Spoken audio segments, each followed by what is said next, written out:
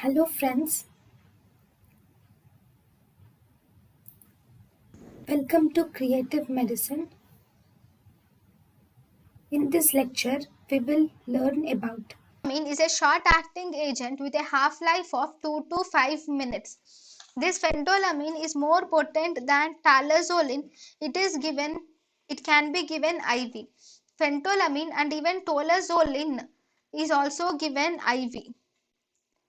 This phentolamine is important in clonidine withdrawal cheese reaction. It is used in clonidine withdrawal cheese reaction. Okay, the uses of phentolamine is it is used in cheese reaction. Phentolamine can be used in hypertensive crisis or pheochromocytoma, or it can be used in hypertension following opioid withdrawal. If the hypertension is present following the opioid withdrawal, then you can use phentolamine. Hypertension with postmenopausal states, we can use phentolamine. Hypertension in clonidine withdrawal, also we can use phentolamine.